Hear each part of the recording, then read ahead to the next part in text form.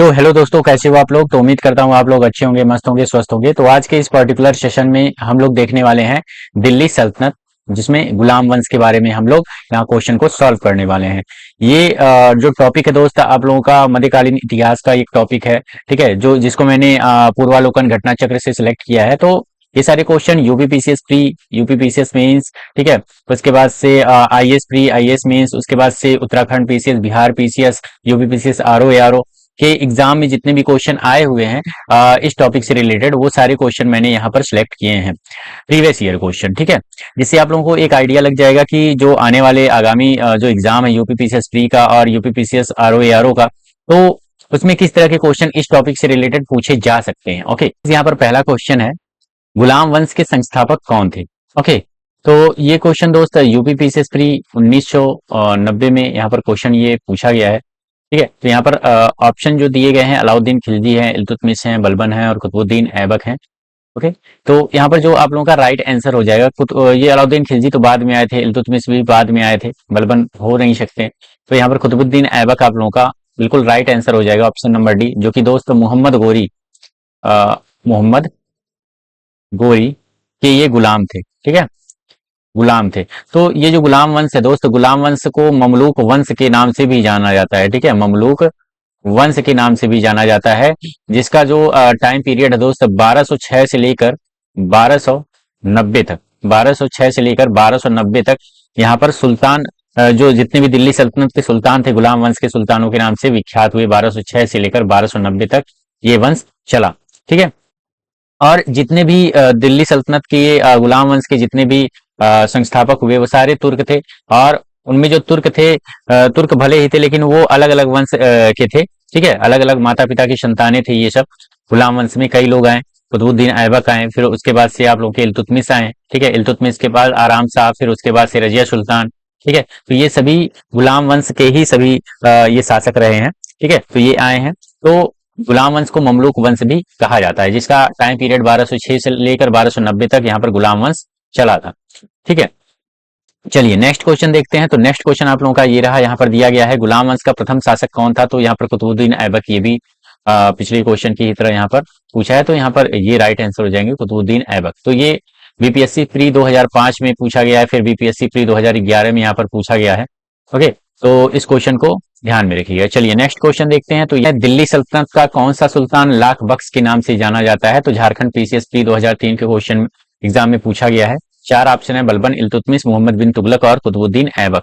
Okay, तो यहाँ पर राइट आंसर हो जाएगा, कुतुबुद्दीन ऐबक को ही लाख बख्श के नाम से जाना जाता है, जिन्होंने गुलाम वंश की स्थापना की। और इन्होंने जो है कई सारी चीजों का जो है निर्माण करवाया दिल्ली में। जैसे कि दिल्ली में इन्होंने कुवत कुवत उल इस्लाम कुवत उल इस्लाम मस्जिद का निर्माण करवाया। उसके बाद से इन्होंने अजमेर में 2.5 दिन का झोपड़ा भी बनवाया। 2.5 दिन का झोपड़ा। ठीक है, 2.5 दिन का झोपड़ा भी इन्होंने बनवाया, और ये दिल्ली में बनवाया था, और ये अजमेर में ठीक है, अजमेर में 2.5 दिन का झोपड़ा बनवाया, नामक मस्जिद का निर्माण करवाया। अब ये 2.5 दिन का झोपड़ा पूछता है क्या है, मस्जिद है, मंदिर है, क्या है। तो ये मस्जिद है। ठीक है, क्या है, मस्जिद है। और उन्होंने दिल्ली में ही कुतुब मीनार की नींव रखी। ठीक है, मतलब कि शुरुआत इन्होंने ही करवाई थी, लेकिन उसका पूरा जो निर्माण कार्य या पूरा करवाया किसने, तो इल्तुतमिश पूछता है, इल्तुतमिश ने करवाया था। इल्तुतमिश ने करवाया था, और लास्ट में इसकी जो 2 मंजिलें हैं वो टूट गई थी, तो उसको फिरोज शाह तुगलक ने बनवाया था। ठीक है, किसने बनवाया था, फिरोज शाह तुगलक ने बनवाया था। ठीक, तो ये भी क्वेश्चन पूछे जाते हैं, तो इसको भी नोट डाउन कर लीजिएगा आप लोग। तो कुतुबुद्दीन ऐबक को किस नाम से जाना जाता है, लाख बख्श के नाम से जाना जाता है, इनकी उदारता की वजह से।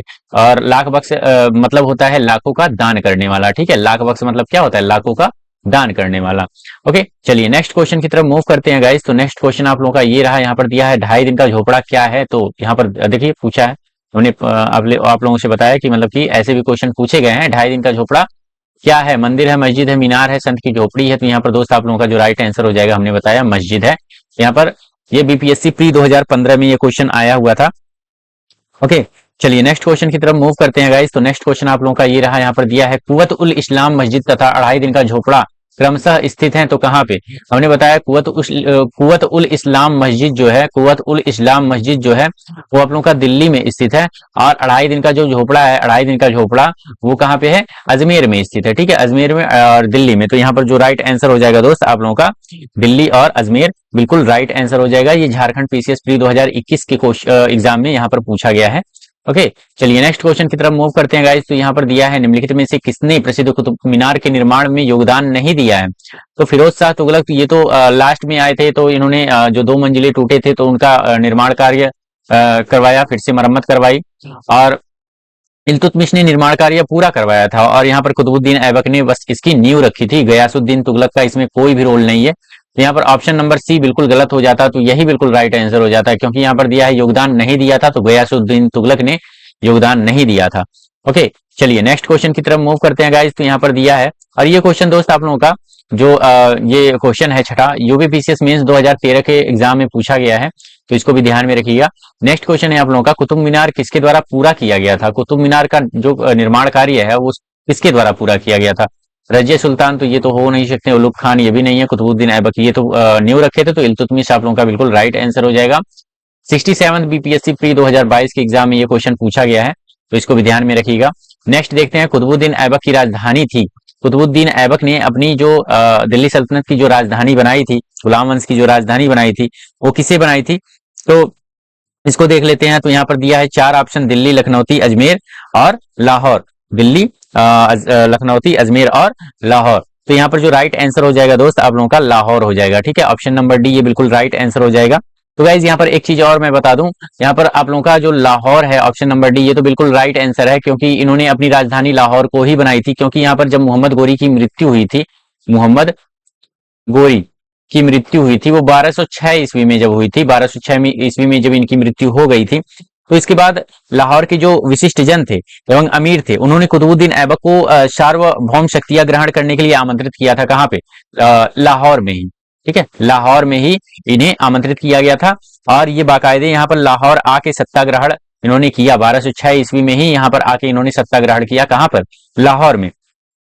लेकिन यहाँ पर इन्होंने जब लाहौर में यहाँ पर सत्याग्रहण किया और राजगद्दी हासिल की, तो उस समय भी इनके जो प्रतिद्वंदी थे उनकी तरफ से बहुत सारी मतलब की कठिनाई इनको झेलना पड़ा ऐबक को। तो इनके जो उस समय के जो दुश्मन थे 3 तरफ से, वो दुश्मन थे वो कौन कौन थे? तो एक थे ताजुद्दीन यलदौज, यलदौज हैं, यलदौज हैं, और एक कुबाचा है, कुबाचा।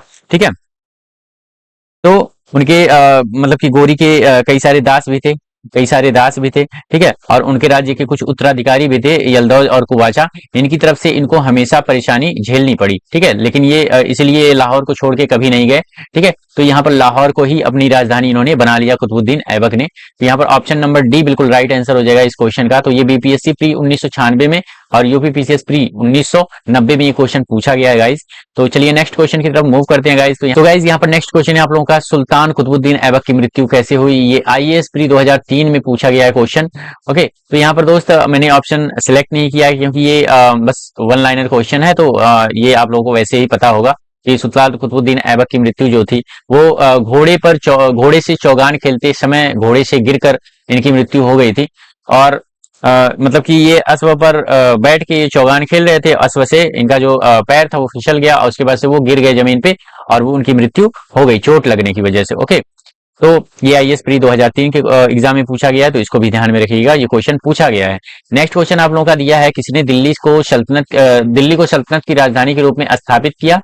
दिल्ली को सल्तनत की राजधानी के रूप में किसने स्थापित किया था? तो 4 ऑप्शन, इल्तुतमिश, कुतुबुद्दीन ऐबक और रजिया और मुइजुद्दीन गोरी। ठीक है, ये है। यहाँ पर ये क्वेश्चन यूपीपीसीएस स्पेशल मेंस 2004 में पूछा गया है, यूपीपीसीएस मेंस 2012 में भी पूछा गया है ये क्वेश्चन।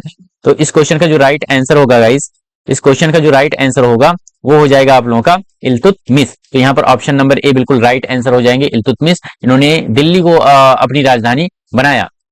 ठीक है, दिल्ली को ही अपनी राजधानी बना लिया था इन्होंने। कौन? इल्तुतमिश। इल्तुतमिश का जो कार्यकाल है दोस्तों वो है 1211 से लेकर 1236 तक, 1211 से लेकर 1236 तक। क्योंकि यहाँ पर दोस्त आप लोगों का जो कुतुबुद्दीन ऐबक थे वो 4 साल ही केवल शासन संभाल पाए, क्योंकि 1206 में ये गद्दी संभाले थे और 1210 में इनकी मृत्यु हो गई थी। 1206 से 1210 में ही इनकी मृत्यु हो गई थी। तो 1211 में, सॉरी 1211 में इनकी मृत्यु हुई थी, ठीक है। और 1211 से ये इन्होंने अपने मतलब कि इनके कार्यभार को संभाला था। तो इन्होंने जब कार्यभार संभाला तो मतलब लाहौर की जगह पर इन्होंने जो राजधानी बनाई उसको दिल्ली को बना दिया। किसने? इल्तुतमिश ने। चलिए नेक्स्ट क्वेश्चन देखते हैं। तो नेक्स्ट क्वेश्चन आप लोगों का यहाँ पर ये रहा, दिया है दिल्ली का वह प्रथम सुल्तान कौन था जिसने नियमित सिक्के जारी किए तथा दिल्ली को अपने साम्राज्य की राजधानी घोषित किया। तो दिल्ली को अपने साम्राज्य की राजधानी घोषित किया था किसने? इल्तुतमिश। तो यहाँ ऑप्शन नंबर बी बिल्कुल राइट आंसर हो जाएगा। यूपीपीसीएस मींस 2014 में यहाँ पर क्वेश्चन ये पूछा गया है, ठीक है। चलिए नेक्स्ट क्वेश्चन। और इन्होंने वह प्रथम सुल्तान थे मतलब कि जिन्होंने नियमित सिक्के जारी किए थे, ये भी क्वेश्चन पूछा जाता है। दिल्ली का वह प्रथम सुल्तान कौन था जिन्होंने नियमित सिक्के जारी किए थे, ठीक है। तो ये इल्तुतमिश हो जाएंगे। और दिल्ली को किसने राजधानी बनाया था? प्रथम सुल्तान दिल्ली का, तो इल्तुतमिश हो जाएंगे, ठीक है। तो ऑप्शन नंबर बी बिल्कुल राइट आंसर हो जाएगा।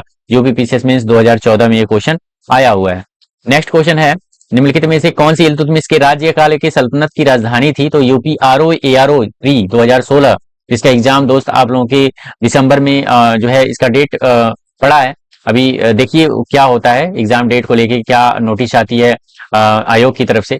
तो तब तक के लिए आप लोग तैयारी अपनी जबरदस्त बनाए रखिए ताकि एग्जाम जैसे ही आए और आप लोग एग्जाम में बैठो और एक सीट अपना कर लो। ओके, तो यहाँ पर दोस्त ये क्वेश्चन यूपीआरओ एआरओ प्री 2016 में ये क्वेश्चन आया है। निम्नलिखित में से कौन सी इल्तुतमिश के राज्यकाल की सल्तनत की राजधानी थी? तो आगरा, लाहौर, दिल्ली, बदायूं। तो यहाँ पर दिल्ली हो जाएगा आप लोगों का बिल्कुल राइट आंसर, दिल्ली हो जाएगा, ठीक है। चलिए नेक्स्ट क्वेश्चन देखते हैं। तो नेक्स्ट क्वेश्चन आप लोगों का ये रहा, यहाँ दिया है सल्तनत के निम्नलिखित सुल्तानों में से किसने सर्वप्रथम अपनी राजधानी दिल्ली स्थानांतरित की? तो यही देखिए बार बार क्वेश्चन ये पूछा गया है। तो यहाँ पर दोस्त आप लोगों का ऑप्शन नंबर बी इल्तुतमिश ही हो जाएगा। यूपीपीसीएस मींस 2016 में भी ये क्वेश्चन पूछा गया है, ठीक है। चलिए नेक्स्ट क्वेश्चन देखते हैं। तो यहाँ पर नेक्स्ट क्वेश्चन आप लोगों का ये रहा, यहाँ पर दिया है दिल्ली का प्रथम मुस्लिम शासक कौन था? तो दिल्ली का प्रथम मुस्लिम शासक कौन था? तो दिल्ली का जो प्रथम मुस्लिम शासक हो जाएगा वो हो जाएगा इल्तुतमिश। दिल्ली का प्रथम मुस्लिम शासक कौन था? यूपीपीसीएस प्री 2002 में पूछा गया है। तो यहाँ पर दोस्त आप लोगों का इल्तुतमिश हो जाएगा। ये मुस्लिम शासक था इल्तुतमिश। बाकी कुतुबुद्दीन ऐबक क्या था? ये तुर्की था, ठीक है। कुतुबुद्दीन ऐबक क्या था? तुर्की था। मुस्लिम शासक कौन था? ये आप लोगों का इल्तुतमिश हो जाएंगे। ओके, तो एक क्वेश्चन और बनता है दोस्त, इल्तुतमिश जो थे ये पहले शासक थे दिल्ली के, दिल्ली सल्तनत के ये पहले शासक थे जिन्होंने सुल्तान की उपाधि प्राप्त की, ठीक है। सुल्तान की उपाधि प्राप्त की, वो भी खलीफा के द्वारा। खलीफा के द्वारा इस उपाधि को इनको दिया गया था। एक और उपाधि इनको दिया गया था खलीफा के द्वारा जिसका नाम है सुल्तान ए आजम, ठीक है। सुल्तान सुल्तान ए आजम की उपाधि इनको दिया गया था। और ये जब राजगद्दी को हासिल किए तो उस समय दोस्त जो यल्दौस थे और कुबाचा थे जो कि कुतुबुद्दीन ऐबक के क्या थे? दुश्मन थे। ओके, और दिल्ली सल्तनत के उत्तराधिकारी जो थे उनको समाप्त करके तब यहाँ पर इन्होंने दिल्ली की गद्दी को हासिल किया, ठीक है। तो इनको दो उपाधियां प्राप्त थी, सुल्तान की और सुल्तान ए आजम की, जिनको खलीफा के द्वारा जिस उपाधि को दिया गया था। तो ये क्वेश्चन भी ध्यान में रखिएगा। चलिए नेक्स्ट क्वेश्चन की तरफ मूव करते हैं गाइस। तो गाइस नेक्स्ट क्वेश्चन ये रहा, यहाँ पर दिया है मुस्लिम शासक जिसका साम्राज्य दार उल इस्लाम ये एक में ही है, दार उल इस्लाम का एक भाग माना जाता है था। तो यहाँ पर रजिया, इल्तुतमिश, नासिरुद्दीन बलबन। तो यहाँ पर राइट आंसर हो जाएंगे इल्तुतमिश। ये बीपीएससी प्री 2022 के एग्जाम में यहाँ पर क्वेश्चन पूछा गया है। तो यहाँ पर दार उल इस्लाम का एक भाग माना जाता था तो इल्तुतमिश को माना जाता था, ठीक है। तो यहाँ पर दोस्त इल्तुतमिश के काल में ही 1229 में जो बगदाद के खलीफा थे, बगदाद के जो खलीफा थे उनके द्वारा इनको खिल्लत प्रदान की गई थी। क्या प्रदान की गई थी? खिल्लत। खिल्लत खिल्लत प्रदान की गई थी किसको? इल्तुतमिश को, ठीक है। जबकि उस समय जब खिल्लत प्रदान किया गया तो उस समय सल्तनत जो है सैद्धांतिक रूप से बगदाद के खलीफा के अधीन जो है दारुल इस्लाम का एक भाग बन गया। इस्लाम दारुल इस्लाम का एक भाग बन गया जब उनको 1229 में खलीफा के द्वारा खिल्लत प्रदान किया गया था, ठीक है। तो ये भी क्वेश्चन ध्यान में रखिएगा, ये बीपीएससी प्री 2022 के एग्जाम में पूछा गया है। नेक्स्ट क्वेश्चन आप लोगों का ये रहा, यहाँ दिया है गुलाम का गुलाम किसे कहा जाता है? यूपीपीसीएस प्री 2016 में दिया गया है ये क्वेश्चन। तो गुलामों का गुलाम इल्तुतमिश को कहा जाता है क्योंकि कुतुबुद्दीन ऐबक भी एक गुलाम थे, किसके? गोरी के थे, ठीक है। कुतुबुद्दीन ऐबक गोरी के गुलाम थे। गोरी के गुलाम कौन थे? ऐबक, ठीक है। ऐबक के गुलाम कौन थे? इल्तुतमिश थे, ठीक। तो ये खुद गुलाम थे ऐबक, और ये गुलाम थे ही और ये भी गुलाम थे, ठीक है। तो गुलामों के गुलाम माने जाते हैं कौन? इल्तुतमिश। तो यहाँ पर ऑप्शन नंबर सी बिल्कुल राइट आंसर हो जाएगा इस क्वेश्चन का। चलिए नेक्स्ट क्वेश्चन की तरफ मूव करते हैं गाइस। नेक्स्ट क्वेश्चन आप लोगों का ये रहा, यहाँ दिया है निम्नलिखित में से कौन इल्तुतमिश का प्रतिद्वंदी नहीं था? तो यहाँ पर दोस्त इल्तुतमिश का प्रतिद्वंदी कौन नहीं था? तो ये भी यूपी पीसीएस प्री 2021 के एग्जाम में पूछा गया है। तो यहाँ पर नासिरुद्दीन कुबाचा है, अली मर्दाना है, उसके बाद मलिक अल्तुनिया है, ताजुद्दीन यल्दौज है। तो यहाँ पर जो राइट आंसर हो जाएगा दोस्त आप लोगों का ये हो जाएंगे अल्तुनिया। अल्तुनिया नहीं थे, ये प्रतिद्वंदी नहीं थे इल्तुतमिश के, क्योंकि अल्तुनिया जो थे इनकी जो बेटी थी इल्तुतमिश रजिया सुल्तान, रजिया सुल्तान, ठीक है। रजिया सुल्तान का जो विवाह हुआ था अल्तुनिया के ही साथ हुआ था। तो यहाँ पर दोस्त ये प्रतिद्वंदी नहीं थे। बाकी यहाँ पर नासिरुद्दीन कुबाचा, अली मर्दाना और ताजुद्दीन यल्दौज इल्तुतमिश के प्रतिद्वंदी थे, दुश्मन थे।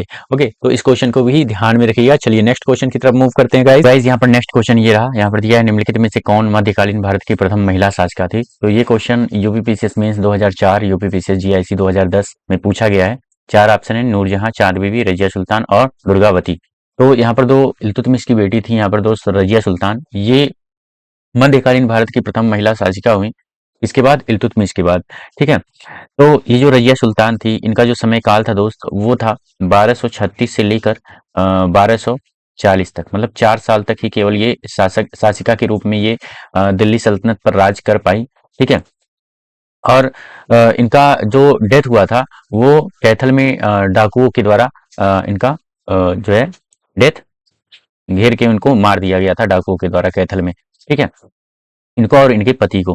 तो रजिया सुल्तान का जो समय काल है ये भी पूछा जाता है 1236 से 1240, 4 साल तक केवल ये महिला शासिका के रूप में कार्यभार अपना संभाल पाई, ठीक है। चलिए नेक्स्ट क्वेश्चन देखते हैं। तो नेक्स्ट क्वेश्चन आप लोगों का ये रहा, यहाँ दिया है मंगोल आक्रमणकारी चंगेज खां भारत की उत्तर पश्चिम सीमा पर निम्न में से किसके काल में आया था? तो ये भी क्वेश्चन दोस्त यूपी पीसीएस प्री 1993 में पूछा गया है। तो ऐबक, इल्तुतमिश, बलबन और अलाउद्दीन खिलजी। तो यहाँ पर दोस्त जो राइट आंसर हो जाएगा वो हो जाएगा इल्तुतमिश, ठीक है। जो मंगोल आक्रमणकारी चंगेज खां था, ठीक है, ये उत्तर पश्चिम सीमा पर तब आया था जब इल्तुतमिश का यहाँ पर शासनकाल चल रहा था। ओके, चलिए नेक्स्ट क्वेश्चन देखते हैं। तो नेक्स्ट क्वेश्चन है, दिल्ली का कौन सा सुल्तान मंगोल नेता चंगेज खां का समकालीन था? तो मंगोल नेता कौन? ये दिल्ली का कौन सुल्तान मंगोल नेता चंगेज खां, मतलब मंगोल नेता चंगेज खां के समकालीन था कौन सा सुल्तान दिल्ली का? तो इल्तुतमिश ही था, ठीक है। नेक्स्ट, एक मिनट, ये क्वेश्चन जो है यूपी पीसीएस में 2007 में पूछा गया था, तो इसको भी ध्यान में रखिएगा। नेक्स्ट क्वेश्चन है, इसके शासनकाल में मंगोल प्रथम बार सिंधु के तट पर देखे गए। तो ये वही क्वेश्चन घूम फिरा के पलट के, मतलब कि घूम फिरा के क्वेश्चन पूछ रहा है। तो यूपी पीसीएस जीआईसी 2010 में क्वेश्चन पूछा गया था, तो ये भी इल्तुतमिश ही राइट आंसर हो जाएंगे, ठीक है।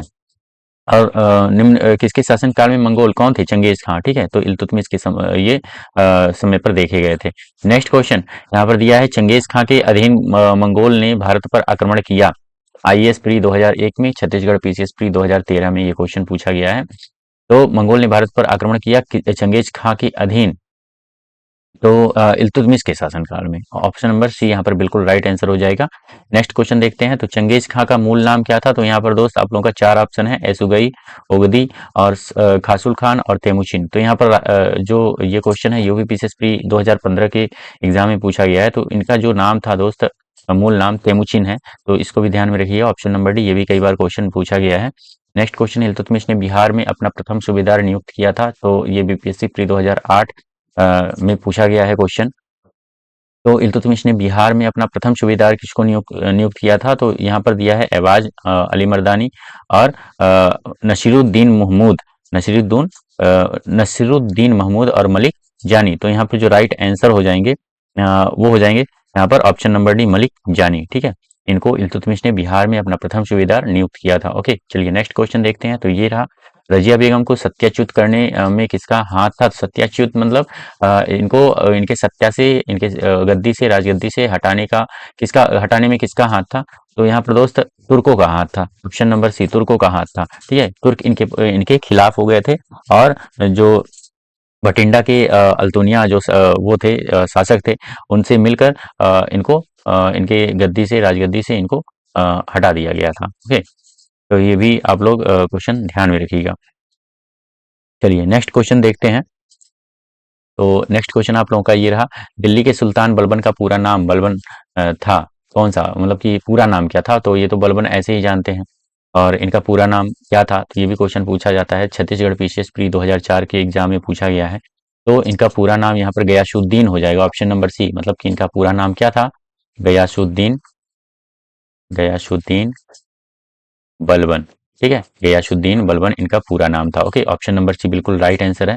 नेक्स्ट क्वेश्चन देखते हैं। दिल्ली के किस सुल्तान के विषय में कहा गया है कि उसने रक्त और लौह की नीति अपनाई थी? तो ये भी यूपी पीसीएस मेंस 2009 के एग्जाम में पूछा गया है। तो ऑप्शन नंबर सी बिल्कुल राइट आंसर हो जाएंगे, बलबन। ठीक है, बलबन ने ही लौह और रक्त की नीति अपनाई थी। ठीक है, चलिए नेक्स्ट क्वेश्चन देखते हैं। तो नेक्स्ट क्वेश्चन है, अपनी शक्ति को समेकित करने के बाद बलबन ने भव्य उपाधि धारण की। तो आईएएस प्री 1997 में क्वेश्चन पूछा गया है। तो अपनी शक्ति को समेकित करने के बाद बलबन ने भव्य उपाधि धारण की। तो किस चीज की उपाधि धारण की थी? तो जिले इलाही की, जिले इलाही की। तो यहाँ पर ऑप्शन नंबर सी बिल्कुल राइट आंसर हो जाएगा। ठीक है, तो गाइज बलबन के बारे में जो इम्पोर्टेंट फैक्ट है वो है, जैसे जब मतलब कि ये इनका शासनकाल चल रहा था बलबन का, तो इनको धरती पर ईश्वर का प्रतिनिधित्व माना जाता था। ठीक है, धरती पर लोगों के द्वारा ईश्वर का प्रतिनिधित्व माना जाता था इनको। ठीक है, तो जो जिनको धरती पर ईश्वर का प्रतिनिधित्व माना जाता था उनको नियामत ए खुदाई के नाम से जाना जाता था। नियामत ए खुदाई की उपाधि भी इनको मिली थी, नियामत ए खुदाई। ठीक है, नियामत खुदाई के रूप में भी जाना जाता था। और भगवान के बाद धरती पर जो राजा होते थे भगवान के बाद जो है, इन्हीं को भगवान माना जाता था, राजा। तो इसलिए इनको जिल्ले इलाही की उपाधि भी दी गई। जिल्ले इलाही मतलब भगवान का दूत, जिल्ले इलाही। ओके, या ईश्वर का प्रतिबिंब इसका मतलब होता है। ओके, चलिए नेक्स्ट क्वेश्चन देखते हैं। नेक्स्ट क्वेश्चन आप लोगों का ये रहा, यहाँ दिया है, वह प्रथम मुस्लिम शासक कौन था जिसके शासन के सिद्धांत को राजाओं के ईश्वरीय अधिकार सिद्धांत के सम्मान प्रतिपादित किया गया? तो यहाँ पर दोस्त बलबन ही राइट आंसर हो जाएंगे। बीपीएससी प्री 2017 में ये क्वेश्चन पूछा गया था। ठीक है, मतलब कि ईश्वर के बाद जो धरती पर जो राजा होते थे उनको मतलब कि ईश्वर का ही एक स्वरूप माना जाता था। तो इसलिए इनको जिले इलाही या जिले अल्लाह का के नाम से जाना जाता था। ठीक है, या नियामत खुदाई। ओके, चलिए नेक्स्ट क्वेश्चन देखते हैं। तो बलबन ही थे। नेक्स्ट क्वेश्चन यहाँ पर दिया है, निम्नलिखित में से किसने भारत में प्रसिद्ध त्योहार नवरोज का प्रारंभ करवाया? तो नवरोज का प्रारंभ किसने करवाया था? तो ये भी आप लोगों का बिल्कुल राइट आंसर हो जाएंगे, Balban. Option number A, IAS pre 1993 में ये क्वेश्चन पूछा गया है। तो नवरोज त्योहार का प्रारंभ किसने करवाया था? तो बलबन ने। ठीक है, तो ये भी क्वेश्चन पूछा जाता है, तो ध्यान में रखिएगा इस क्वेश्चन को। ओके, तो जितने भी क्वेश्चन थे जो कि आप लोगों के यूपी पीसीएस प्री और आईएएस प्री, उसके बाद से यूपी पीसीएस आरओ ए आरओ, ठीक है, और बीबीपीएससी और उत्तराखंड झारखंड पीसीएस, इन सभी एग्जामों में पूछे गए हैं गुलाम वंश से रिलेटेड क्वेश्चन। तो वो सारे क्वेश्चन मैंने आप लोगों के सामने डिस्कस किए, और उम्मीद करता हूँ आप लोगों को ये वीडियो अच्छी लगी होगी। अगर वीडियो अच्छी लगी हो दोस्त, तो वीडियो को लाइक कर दें, और चैनल पर अगर आप लोग नए हैं तो चैनल को सब्सक्राइब कर दें। मैं यहाँ पर पूर्वावलोकन घटना चक्र को पूरा कवर कर रहा हूँ। तो चलिए मिलते हैं नेक्स्ट वीडियो में, तब तक के लिए दोस्त धन्यवाद।